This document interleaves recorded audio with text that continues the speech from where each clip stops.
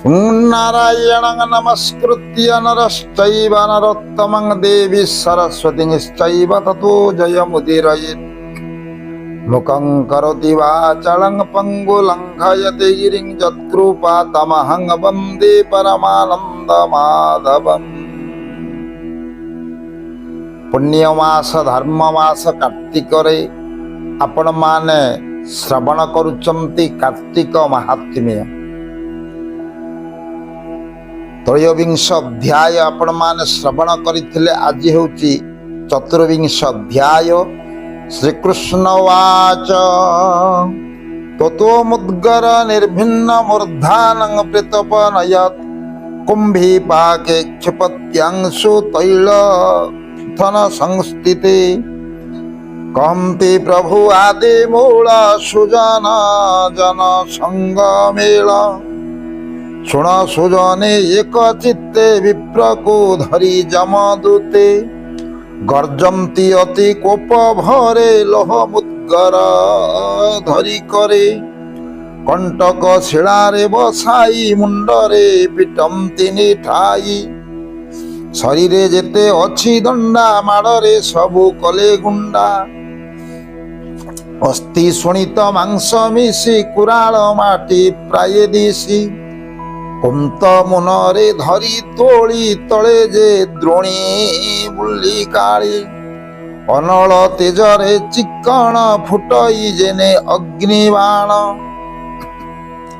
धनेश्वर विप्रकु नेई सेतेल द्रोणी रे पकाई ब्राह्मण पड़ी अग्निकुंडे तक्षणे धरी अन्य पिंडे अपूर्व रूप दिव्य शोभा तैल कुंडरे हेले उभा अनल तेज आउ नाही प्रेतप गणे ताकु चाही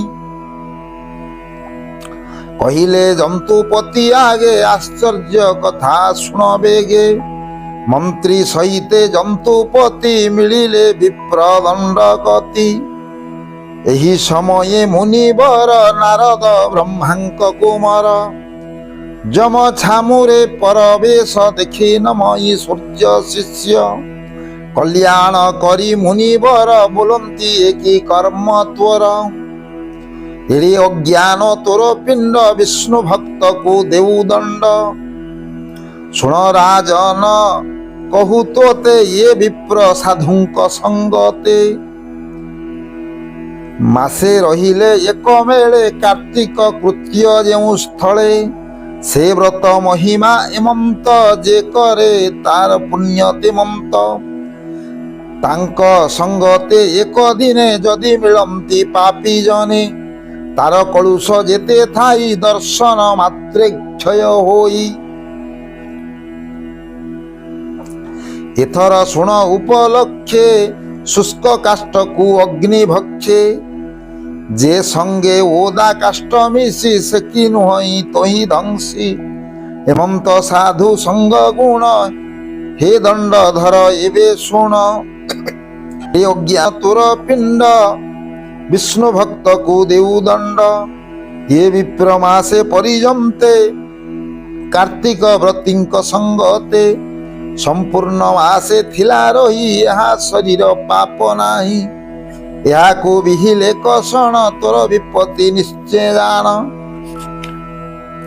हेमंत विचारु कि मने ये पूर्ण थिब सबु दिने एही करण एही दूते सर्वदा थिब कि जगते हेमंत प्राय छु मणि विष्णु माया नाहु जानी तोहर प्राय लक्षे जम जार भृत्य को नुहे सम एही प्रकारे पण पांति पलक मात्रे आनुहंती केवल कला कर्म कथा कीर्ति अकीर्ति बेनी यथा विष्णुर कौतुक अर्थे भुजंती आत जात पथे एहा न जानी मूर्ख पणे प्राणी के दंड अकारणी अल्प अधिकार पाई अर्थ मदरे मत होई प्राणीक दोष न विचारी रजस गुण मने धरी जेते गंजई प्रभु पणे आपे भुंजई शतगुणी सर्व संपद अर्थ छाड़ी देह अंतरे नरके पड़ी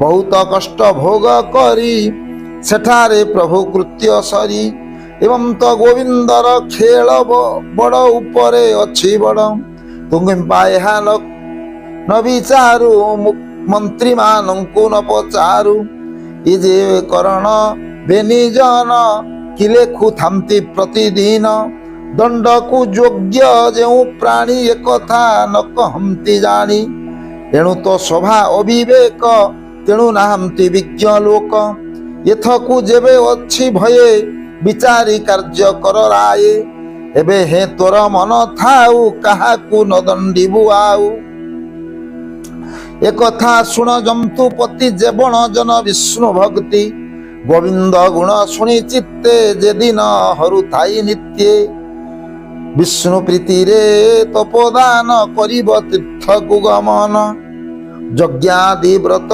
ধর্ম কীর্তি সর্বকল্পিত বিষ্ণু প্রীতি এ শ্রী একাদশী ব্রত রাজা কার্তিক মাসে বিষ্ণু পূজা মকর মেষ আদি করি যে হইথিব ব্রহ্মচারী তুলসী সেবা দিনে দিনে এমন্ত ভাবে যেউ জনে মর্ত্য মণ্ডলে থিবে রহি তাঙ্ক সঙ্গতে যেবা থাই ইয়ে সর্বজন পুণ্যময় ইহাঙ্কু নদণ্ডিব রায় যেবে হে থিব পূর্ব সাপ তেবে হে ন করিব কোপ বিশেষ কার্তিক বৃত্তান্ত দিনে হে থিব যেউ অন্ত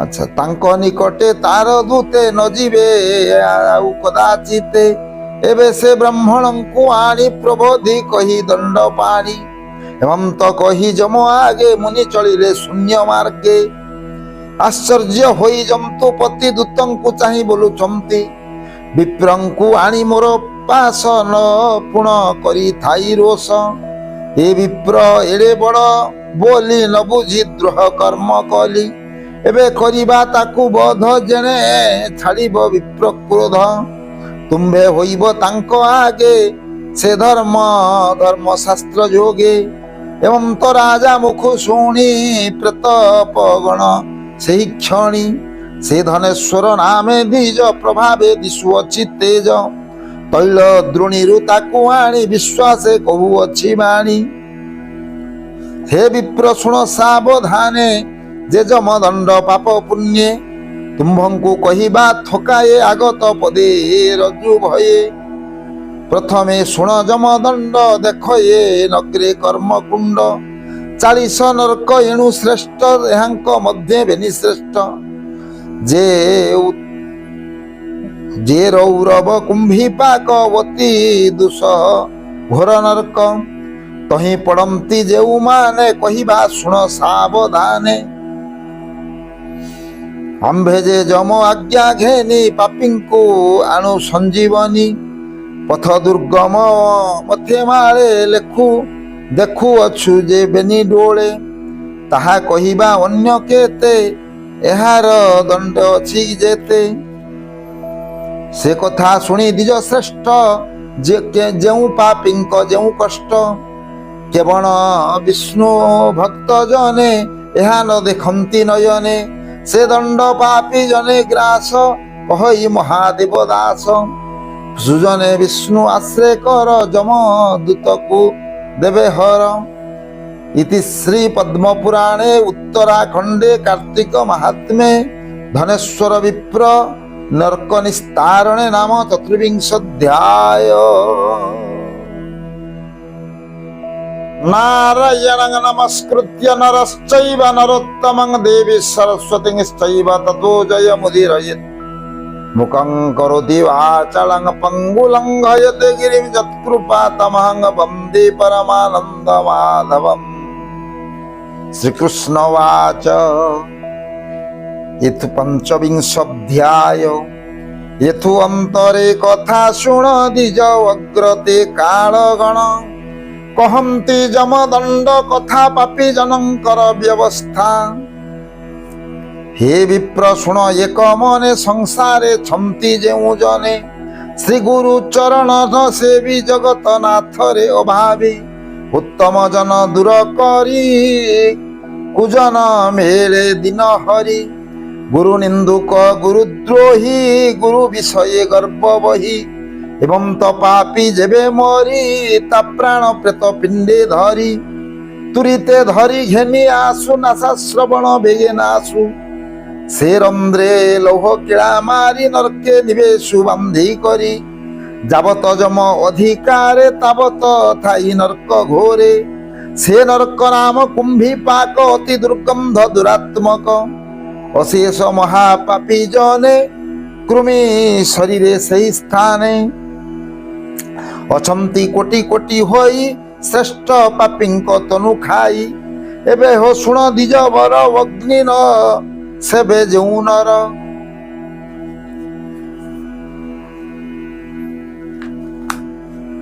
ताहाकु दशा अछि जेते से कथा शुण एक चित्ते अग्नि जे स्वयं नारायण संसारे परम कारण जगत निस्तारिबा पाई विजय अछंती मूर्ति होई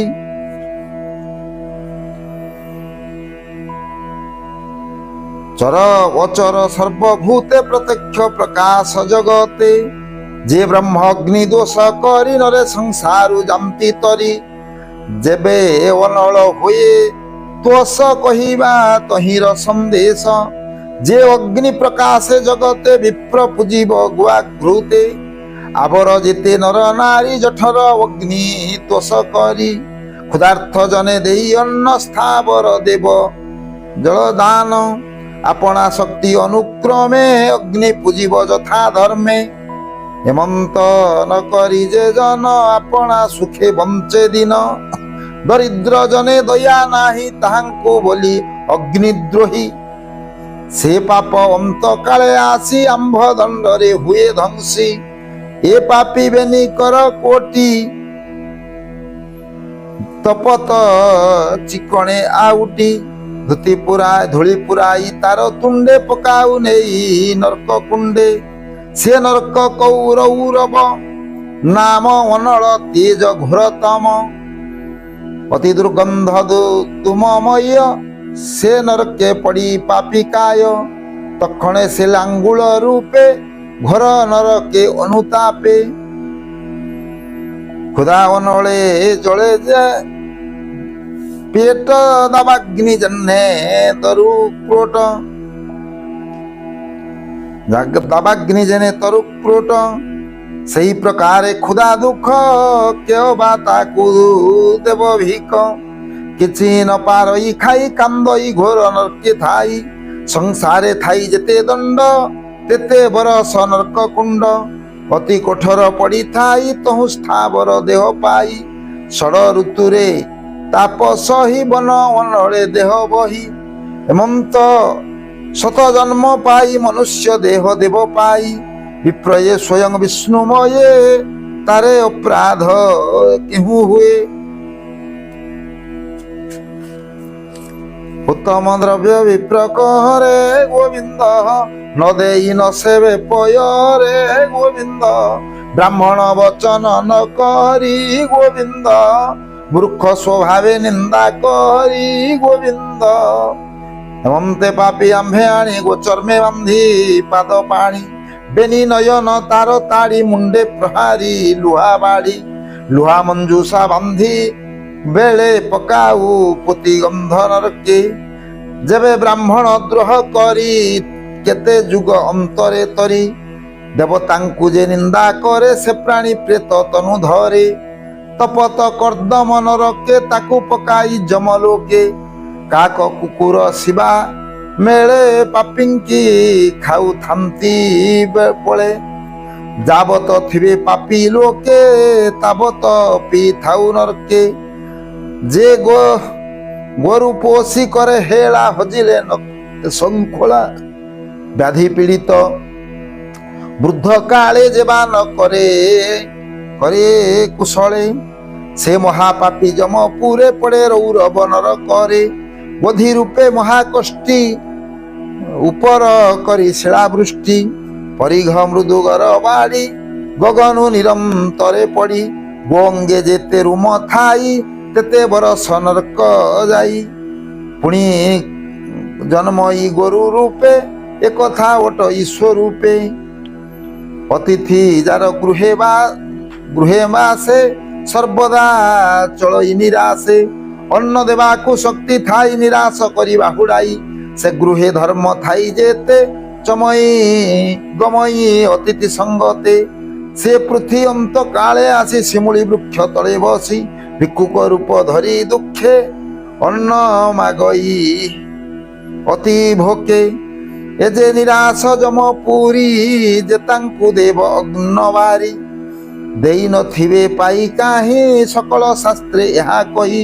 ଅଧିକ ଦଣ୍ଡ ଅଛି ଯେତେ କହିବା ଶୁଣ ଏକ ଚିତ୍ତେ। ଅଧିକ ଦଣ୍ଡ ଅଛି ଯେତେ କହିବା ଶୁଣ ଏକ ଚିତ୍ତେ। ଅତିଥି ଅବଗତ ଯେଉଁ ଅତି ଭାଗ୍ୟବାନ ସେହୁ। ତାର ଜୀବନ ଯମ ଆଳେ ক্ষুধাରେ କାନ୍ଦଇ ବିକଳେ। କାନ୍ଦିଲେ ଯମ ଦୂତେ ଧରି ନିଷ୍ଠୁର ମୁଥେ ମୁଥେ ମାରି। ଅଣ୍ଟାରେ ଦଉଡ଼ି ଲଗାଇ ତପତ ବାରିରେ ଚলাই। ତୁଣ୍ଡେ ପୁରାଇ ଇଟା ମାଟି ତନୁରେ କଣ୍ଟା ଛାଟ ପିଟି। ଏମନ୍ତେ ନାନା ଦଣ୍ଡ ଦେଇ ନରକେ ନିବେଶନ୍ତି ନେଇ। ନାରକ ନାମେ ଦୁଷ୍ଟ ଆସି ଅନବରତ ବହି ଆସି। ସେ ଆସି ଧାରେ ପାପ ଦେହେ ନିରତେ କାନ୍ଦୁଥାନ୍ତି କୋହେ। ଏମନ୍ତେ ଅଗ୍ନି ଦ୍ରୋହୀ ନର ଏଥୁ ଅନ୍ତରେ ହୁଏ ପାର। ଯେ ପୁତ୍ର ପତ୍ନୀ ସେବି ବଞ୍ଚେ ଧର୍ମ ନ କରି ଧନ ସଞ୍ଚେ। ସେ ଜନ୍ମ ମୃତ୍ୟୁ ମୂଳେ ଯେତେ ତୁଷ ଅଙ୍ଗାର ହୁଏ ସେତେ। ଯମ ଭୁବନେ ତାହା ଭୁଞ୍ଜି ନିଷ୍ଠୁର ନର୍କେ ତନୁ ଗଞ୍ଜି। ସୁପୁତ୍ର ଜନ୍ମ ପାଏ ବଂଶେ ସେ ନର ଥାଇ ନର୍କ ବାସେ। ଯେ ଜନ ଅବିବେକ ପଣେ ଭୃତ୍ୟକୁ ଦଣ୍ଡେ ଅକାରଣେ। ତାର ଜୀବନ ଅନ୍ତ କାଳେ ପକାଉ ଧେମ ଚର୍ମ ସ୍ଥଳେ। ସେ ନିରେ କପଟ କୁମ୍ଭୀର ମତ୍ସ୍ୟ ମଗର ସମ୍ବତ୍ସର ସୁସମ୍ବର। ଏମନ୍ତେ ଜଳ କର ଜୀବ ପାପୀଙ୍କୁ ଖାଉଛନ୍ତି ସର୍ବେ। ସେ ପୁଣି 3 ଯୁଗ ଗଲେ କିଞ୍ଚିତ ଧର୍ମ ତାର ଥିଲେ। ନରକୁ ହୋଇ ନିସ୍ତାର ଏବେ ହେ ଶୁଣ ଦ୍ୱିଜବର। ଯେମନ ଜନ ଜ୍ଞାନହୀନେ ଜନ୍ତୁ ବଧଇ ଶ୍ରଦ୍ଧା ମନେ। କାର୍ଯ୍ୟ ଆଚାର୍ଯ୍ୟ ଦୋଷା ଦୋଷେ ଯେବଣ ଜନ ଜୀବନ ଆସେ। ସେ ପ୍ରାଣୀ ପର ଲୋକେ ଆସି 7 ଚଣ୍ଡାଳ ରୂପ ଦିଶି। ଅନେକ ମାଡ଼ ମାରୁ କରେ ପ୍ରଭାବ ସହି ଶରୀରେ। ପୁଣି ତା ନାସା ବନ୍ଧ ବିଧି ପାଟ ଦଉଡ଼ି ତହିଁ ବାନ୍ଧି। ବନଶୀ କଣ୍ଟା କଣ୍ଠେ ଭରି ଗଳାରେ ବାନ୍ଧି ଯତ୍ନ କରି। ପାପୀଙ୍କ ଧରି ଧର୍ମ ଯମ ଲୋକେ ପକାନ୍ତି ନିରପେକ୍ଷ ନର୍କେ। ସେ ନର୍କେ ପଡ଼ି ରହୁଦ୍ରୋହୀ ଅତି ଆକୁଳେ ଲୋଡ଼େ ତ୍ରାହି। ସେ ନରକେ ବୁଢ଼ୀ ପାପି ପଡ଼ି ଶରୀର ଯାଇଥାଏ ସଡ଼ି। ମିଶତେ ବୁଡ଼ିଲେ ନରକେ ଜୋକ ଲାଗନ୍ତି ଦେହ ଯାକେ। ଉପରେ ଥାଇ ଲୌହ କାକ ତଣ୍ଟିରେ ତର୍ଜନ୍ତି ଜମ୍ବୁକ। ହେମନ୍ତ ଦୁଷ୍ଟ ଜୀବ ଯେତେ ପାପିଙ୍କି ପିଡ଼ିବା ନିମନ୍ତେ।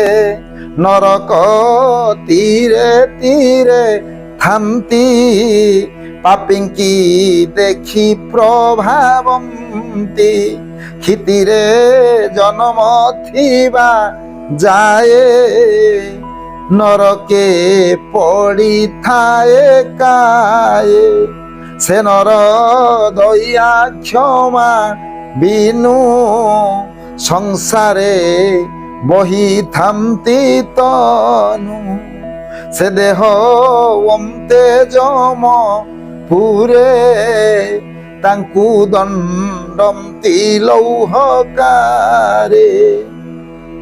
ଲୌହ ମଞ୍ଜୁଷା ବେକେ ଲଦି ମୁଣ୍ଡରେ ଲୌହ ଶୂଳ ଭେଦି। ତପତ ଲୁହା ତୁଣ୍ଡେ ଭରି ଲୁହାରେ ବାଡ଼ି ଘେନି ମାରି। ଚରଣେ ଲୌହ ଫାସ ଦେଇ ଲୌହ ମଞ୍ଜୁଷା ମଧ୍ୟେ ନେଇ।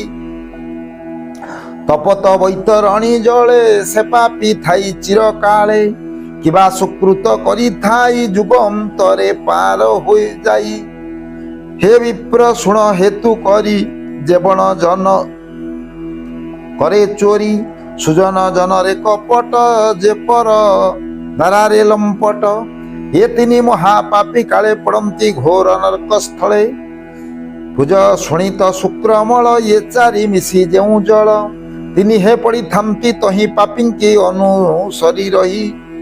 ଯେ ଜନ ପରେ ନିନ୍ଦା କରି ତା ମୁଖେ ମୃଜ ପ୍ରହାରୀ। ସାଧୁ ସନ୍ତି ଯେଉଁ ମୁଢ଼େ ତାଙ୍କୁ ବସାଇ ମନ୍ଦା କୁଡ଼େ। ଅଭକ୍ଷ ଭକ୍ଷଇ ଯେ ଜନ ତା ବାସ ନରକ ସଦନ। ହେଟ ବଦନେ ପଡ଼ିଥାଇ ଉର୍ଦ୍ଧ୍ୱକୁ କରି ପାଦ ଦୁଇ। ପୁଣି ପୁଛଇ ବିପ୍ରବର ହେ ଧର୍ମ ତେ କୃପା କର। ମାୟା ସଂସାରେ ଦେହ ବହି ଏଡ଼େ ଅଜ୍ଞାନ ଅବା କାହିଁ। ଯେବେ କହିଲ ପାପ ରୀତି କେଥୁ ରହିବନି ବର୍ତ୍ତି। ଏଥକୁ ପ୍ରତିକାର କିସ କହିବା ଜ୍ଞାନ ଉପଦେଶ। ବିପ୍ରବଚନେ ଯମଦୂତେ ବୋଲନ୍ତି ଶୁଣ ଏକ ଚିତ୍ତେ। ଆମ୍ଭେ କହିଲୁ ଯେତେ କଥା ପାପୀ ଲୋକଙ୍କ କର୍ମ ଯଥା।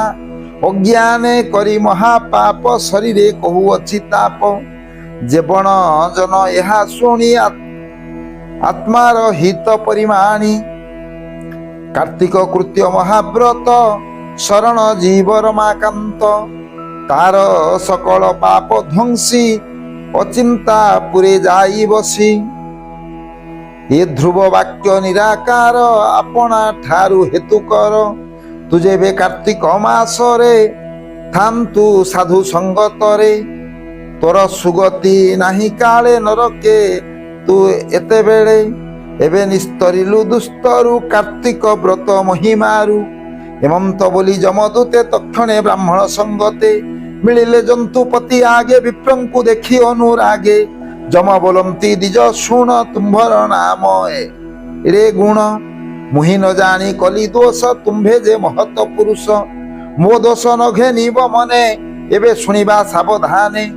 କିଏ ସମ୍ପଦେ ଇଚ୍ଛା କର ଦେବି ମୁଁ ମାଗି ଘେନ ବର।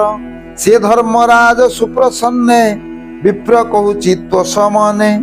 ହେ ପ୍ରଭୁ ଜନ୍ତୁ କରପତି ପ୍ରାଣୀଙ୍କ କର୍ମ ପରେ ଗତି। ହେ ପ୍ରଭୁ ଜନ୍ତୁଙ୍କର ପତି ତୋତେ ଗୋଚରେ ସର୍ବେ ଗତି। ସକଳ ଧର୍ମ କର୍ମ ଜାଣୁ ପ୍ରାଣୀଙ୍କ କର୍ମ ପରିମାଣୁ।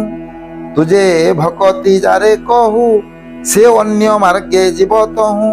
ଏବେ ଶୁଣ ତୁ ମୋତେ ଦୟା ଯେ ଦେହ ପରେ ନାହିଁ ମାୟା। ସେହି ପ୍ରକାର ମୋତେ କର ଜନ୍ମ ମରଣେ ମୋର ଡର। ଏଣୁ ଲୋହିବ ମୋର ଦେହ ଦେହ ବିହିଲେ ଲାଗେ ମୋହ।